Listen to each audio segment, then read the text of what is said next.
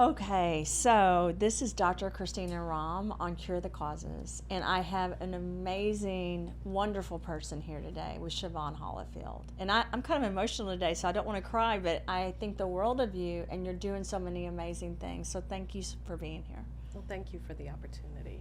And we're at Fashion Week, and I wanted to show this under the red chandelier, which we probably will, but we're also going to show it under Cure the Causes, because our whole platform is about creating solutions for people. And we're really big into female empowerment. We're really big into children and into doing things really throughout our world to help people. So I just have to ask you, what has always been your dream? Was it a dream? Because you said something earlier about coming to Fashion Week. By the way, you were so natural. You were, honestly, I could not tell the difference in the models that were here that are female empowerment women, that are really women of influence in different ways, and the women that were professional models. And I mean that. I'm not just saying that. There wasn't a difference. So I have to ask you, was this a childhood dream? Or Well, yeah, we were talking about that just a few minutes ago. And, as a child, I had this vision, this dream of being a model, being beautiful, I mean, as kids, growing up in, maybe not, let's say a challenged neighborhood, and maybe not, I don't want to say in a poverty area, but just not somebody of wealth. right. So you have a dream of being looked at like you do have something, like you're not wearing clothes that aren't new. Yeah. Secondhand, clothing. So yeah, I mean, I thought I'm going to be a model one day. I'm going to look beautiful. People are going to look at me, and I'm going to garner that respect. And that was something that I thought about as a child. Needless to say, as I grew older, that was purely a superficial kind of a dream. So there's much more to it. But you're a model. And being a model, first of all, I learned this week, is not that easy on the runway. I can see how people get nervous. I mean, you're up there on stage, but you've been a model in so many different ways. And so I have to highlight this, because for me, one of the things as women that we're not great at is talking about ourselves, right? Because we're raised, or at least I was raised, to be humble and to, it's not about me, and kind of step in line. I have great parents, but I was just raised in a small farming community, and that was how it was. I need to highlight you today, because you've done some things that are amazing. I really want you to tell the audience what you do, and I want us to talk about what you do as a career, and then what you're doing as far as nonprofit work or to help and give back. And then finally we'll end today and talk about what you want to do in the future. But I'd love to start with what you're doing in a career. And I know I just said a lot, before we get into that, please tell us, because just so the audience knows, I thought that Shevon was 34 years old until about 30 minutes ago. I thought 34, maybe 35. I thought Evander Holyfield married someone a lot younger than him. Then I found out she had grandchildren. So tell us a little bit about yourself. Okay, so I am approaching 55 years old very soon. I have a 34-year-old daughter. She's my only child. I had her while I was in college, so that was a bit of a struggle. And I have 3 grandchildren. They are 15, she'll be 16 in April, and an 11-year-old boy and another 3-year-old. Wow. So I love them dearly. Do you love being a grandmother? I do. It's a wonderful experience. They do, you hear that you can spoil them, love them, spoil them again, and then give them back. My mother always says, Christina, is so much better being a grandmother. And I have to say, she was the best grandmother. People always ask me how I could do what I've done for a living. And it was because of my mother and sister and my family, and how much they helped me. I was in graduate school when I had my son, my oldest, and it was kind of a shock too. And it was a lot. So I can imagine what you had to go through, and then you had to be driven, because now that I understand a little bit about what you do, you had to work really hard. So I'd love for you to tell our audience how you got through adversity and how you got through challenges to become who you are today, and tell a little bit about what you do. Well, I will tell you that when I told my parents that I was pregnant, they were not very supportive at all. And so at that point, I knew I was on my own. I was already living away from my parents. I was living in LA, and my parents lived in San Diego. But I wasn't going to be going back anytime soon. Financially, it was a struggle. I learned in college that I could work several jobs and still manage to be on the dean's list. There wasn't a lot of sleep involved in college, and thankfully we were young, and we had that energy. But yeah, I remember just working a lot of various jobs. I know I had at least 2 every year, and I made ends meet, and I was With able a to child. take care of my daughter. Yeah. Yes. Wow. I did have some college professors who actually allowed me to bring her to class with me. So Wow. the night classes that I took, I had some very accommodating professors that allowed me to bring, a newborn, a 1-year-old, into class at night.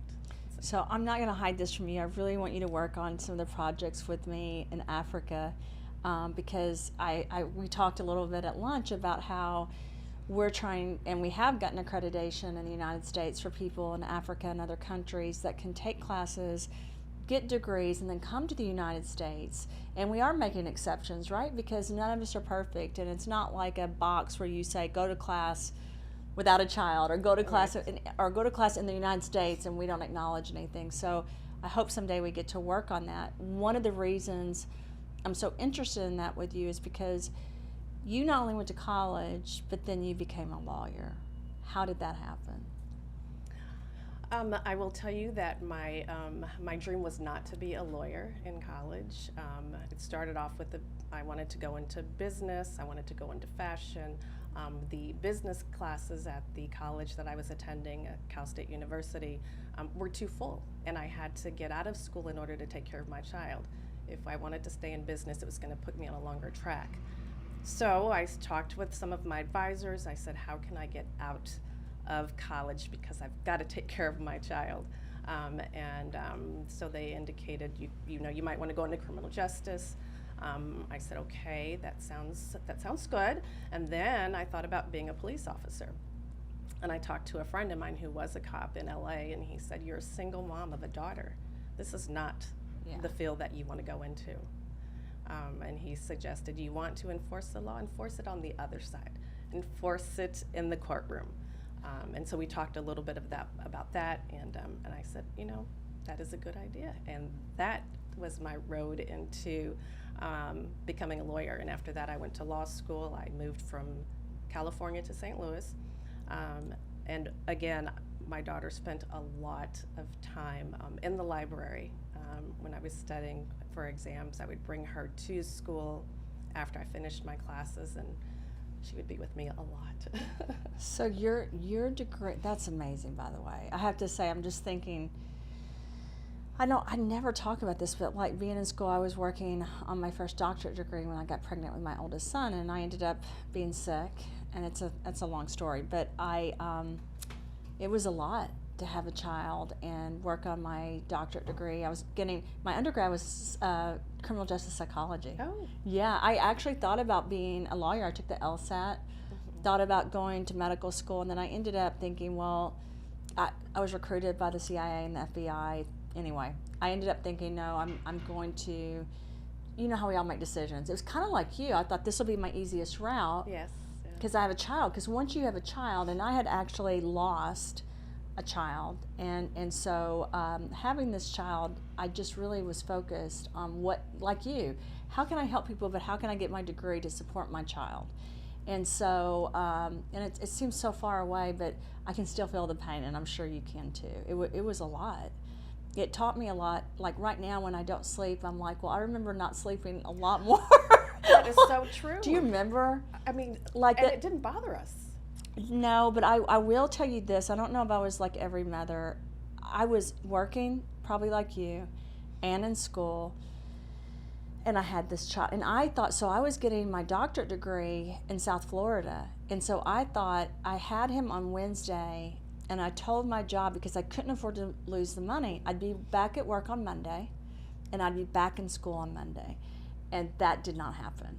It was like I didn't want to put him down. And then like this child comes, and I didn't realize how much responsibility it was going to be, how much I remember sitting at a stoplight, and I just started crying. I started crying now.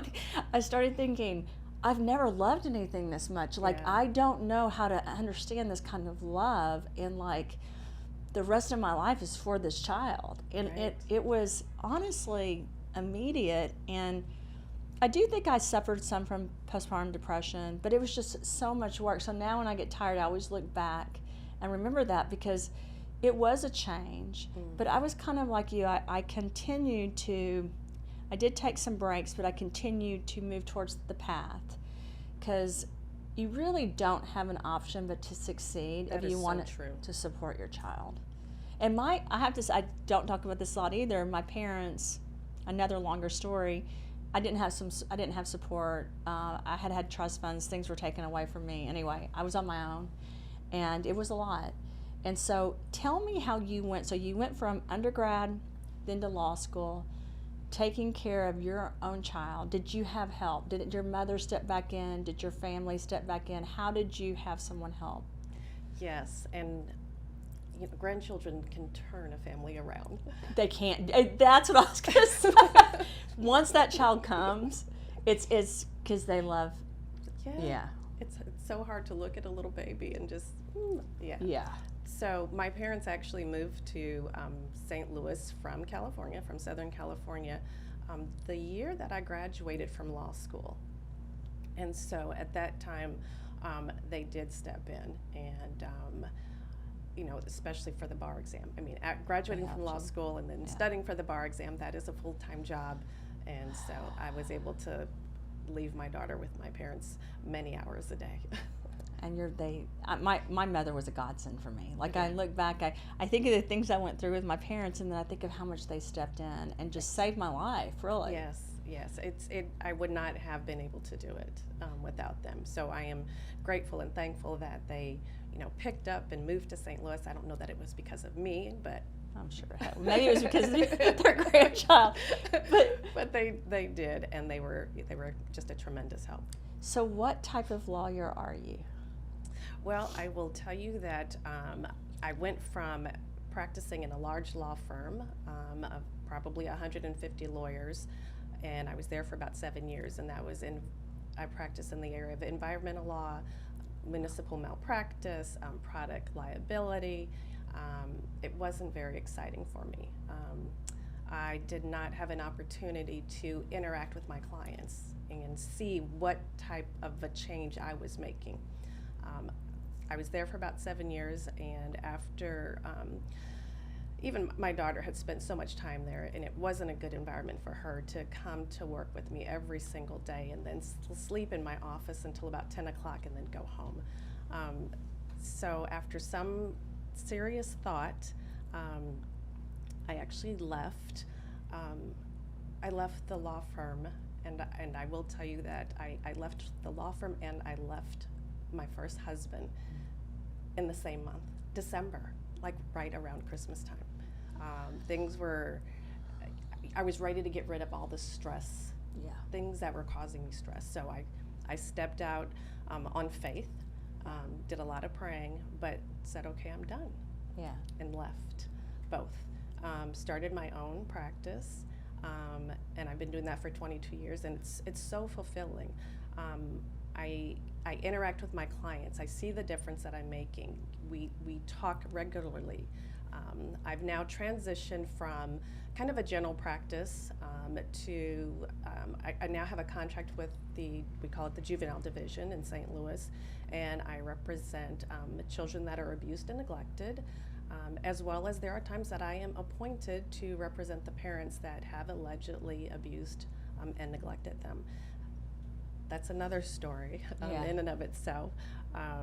And I also have a contract with the Chief Disciplinary Counsel, so I investigate and prosecute lawyers for malpractice. Well, Wow. I'm sorry, I investigate and prosecute lawyers for ethical violations. Wow. So, That's huge. I worked for years in graduate school, and through my PhD with sexually abused kids. And then at one point I had to work with pedophiles. So a little bit different, but it was that's a long story for me too. It was a lot. It exposed me to a lot. And I also worked with gang members. I actually became very close to the children I worked with, because most children that are in gangs, it's a family situation, right, or economic situation, and I connected very strongly. And so I really had to learn the realities of life. And I'm just going to tell you, I know you've had to learn that as an attorney. Tell me how you've dealt with that, the reality. Because the reality is much different than like our parents not supporting us for a second because they think we made a wrong decision. Right. Really, that hurt our feelings a lot. Exactly. But there are some bad people. Tell me how you dealt with that, because I have to tell you, in my 20s, I went through a time where I was like, this is horrible. So when did that hit you that, gosh, there's a lot of bad and it's not always just? How have you kept going as an attorney, even though that's really what we're dealing with? Well, I think I learned, that the world is not always a good place, that there are good and bad people. I think I learned that really early on. But, I think when it really hits home is when you are working with little innocent children who have been sexually abused or physically abused, and they can't fight for themselves. And I think that is probably the most difficult thing for me. I've had cases where there's been 3-year-olds that have been sexually abused by their stepfathers or their fathers. And a case that is really dear to me, a little girl, she was 5 years old when the abuse started. It started with her mother or her mother's boyfriend. Her mother's boyfriend, she learned about it. I don't know whether she believed it, so she sent the little girl off to live with her father. Her father then sexually abused her as well. And she came to court, and I was the little girl's attorney, and she actually recanted her story about the boyfriend. So at that time we said, okay, she's recanted, then we will let her go back, with the boyfriend. Well, a few months later, she's back in court, and she's in the hallway, and she's hiding underneath the table, and she won't come out. And she then disclosed that, she recanted because she knew that her mother would not have the money to continue to live in the apartment without the boyfriend. And it's a shame that the child was old enough to realize that her mother was so financially stressed that it was up to this child to try and handle that. I mean, why did she feel that it was her job, as a 7-year-old to make sure her mother had a place? I mean, we live in a world where people are not good people, and this gentleman just did not, never admitted it. Did she go back to the family? No, she never. She had a foster family. Her uncle took her in. Yeah, I had one other thing. You have these things that hit you. I had a similar situation with one of the girls in our program, whose grandfather had sexually abused her, and I had to testify as a psychologist in court. And the grandmother and the daughter took up for the grandfather, and then the girl went home that night, and I was the house parent. And she slit her wrist. Oh no. I have not ever gotten over that. There's a couple of situations I'm sure we both have different that I have not gotten over, and will never get over. And so for me, there's no excuse for it.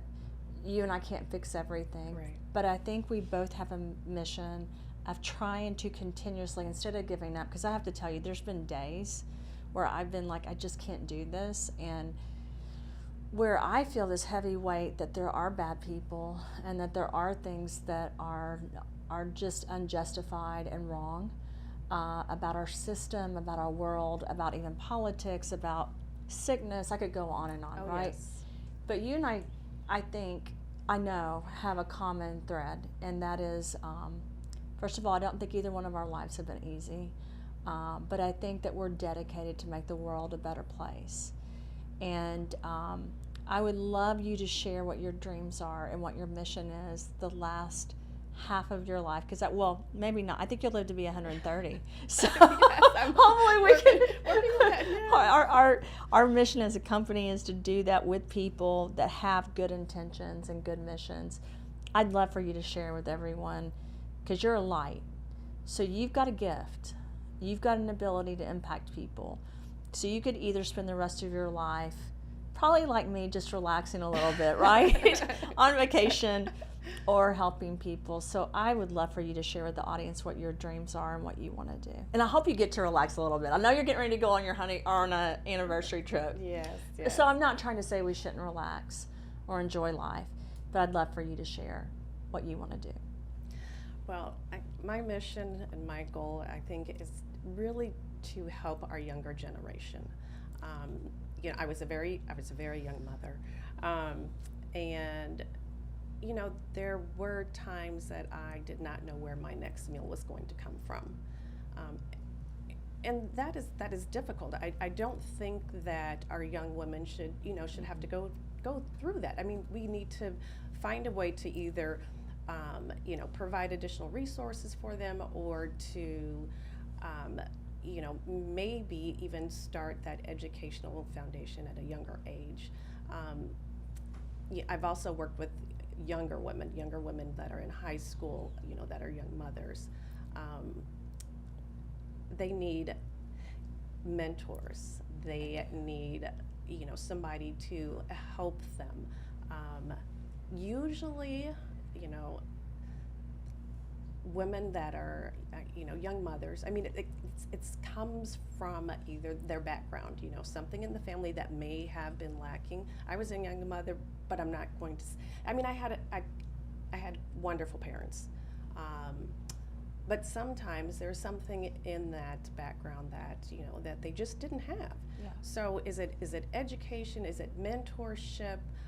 Is it environmental? But how can we educate our young females and empower them to make better decisions? I mean, really.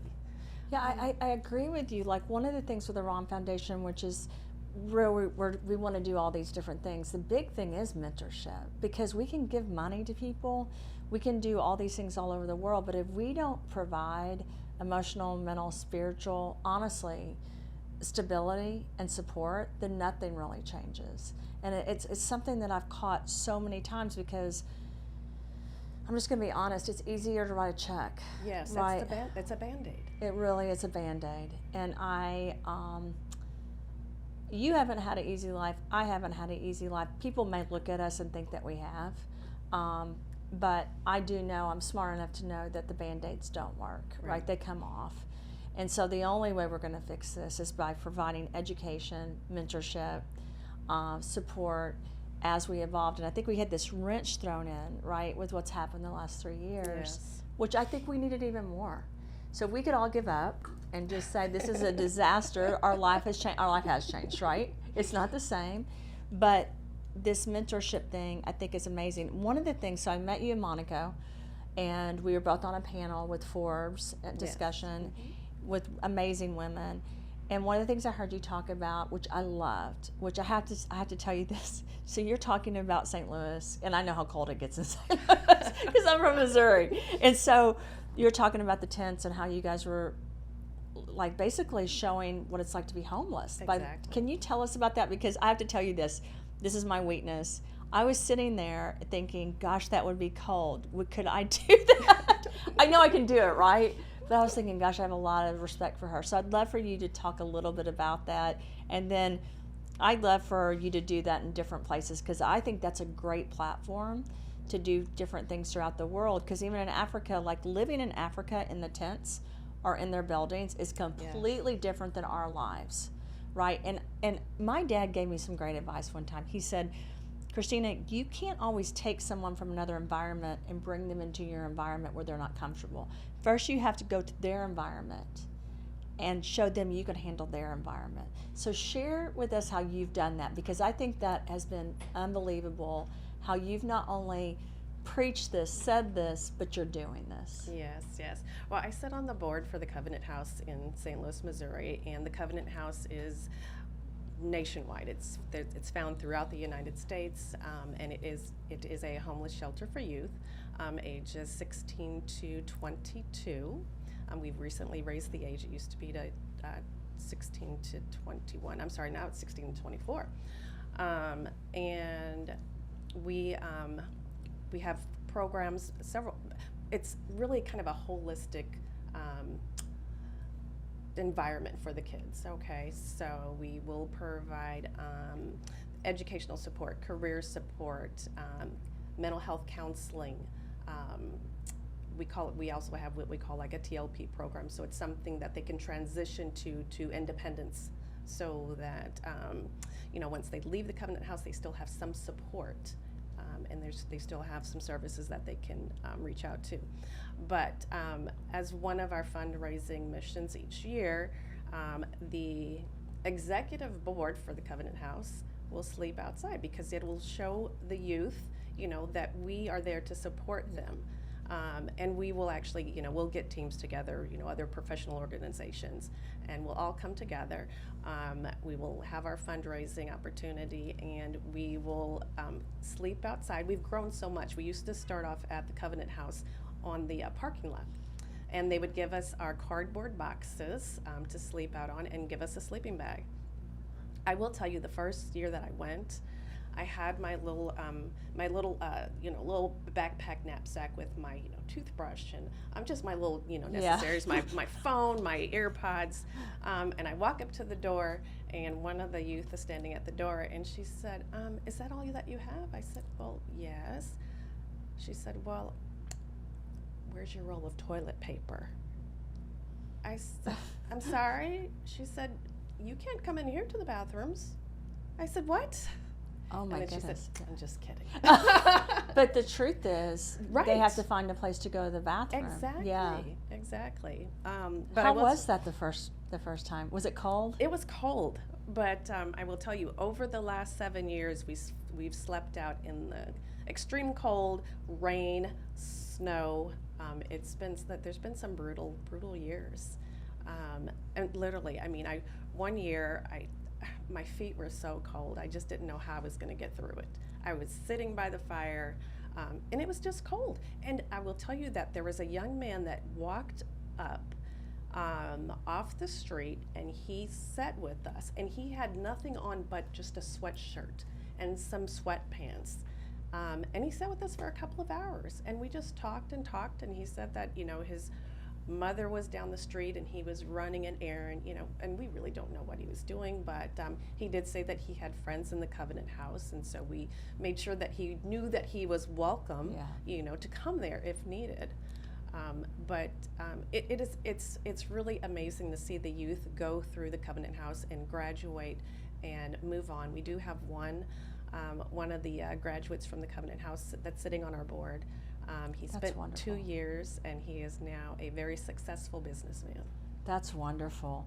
I did a project with the National Institute of Mental Health on seriously persistently mentally ill and getting them into housing. Mm-hmm. What a lot of people don't understand is a lot of people that are homeless, and I'm sure you know this, are mentally ill, yes, or they've just lost all support. Like you said, they don't have any mentorship.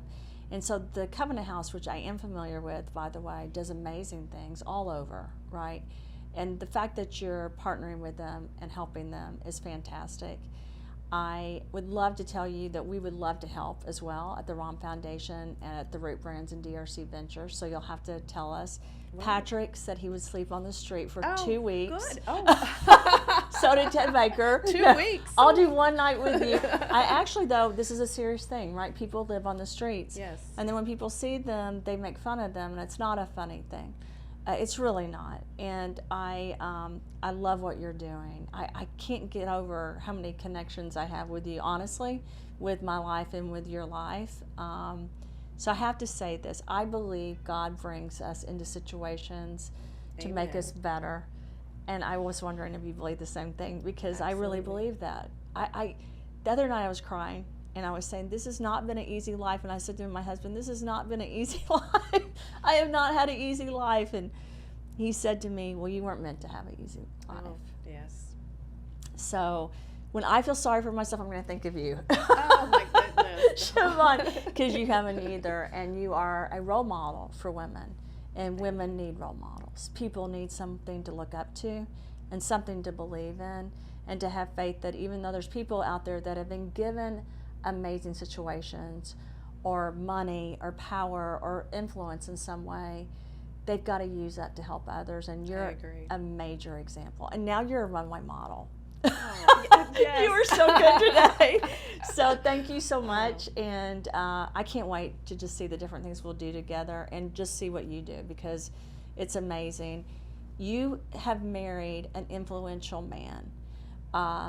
To me, that doesn't mean anything unless you use that to even help more people. I agree. And yes. so one of the things I love about you, and I heard your talk again in Monaco, you understand that. And so I just want to thank you for everything you're doing, and it's an honor to get to know you, and I mean that. Well, thank you, and it was just an amazing opportunity today, and I'm so happy that we were brought together in Monaco. Me too. Me too. Thank you. So that's the end of this. So I won't start crying, but I want to thank also Hadia for being a part of this, and Dustin, and the whole group that's allowed this to happen. So thank you so much. That was great.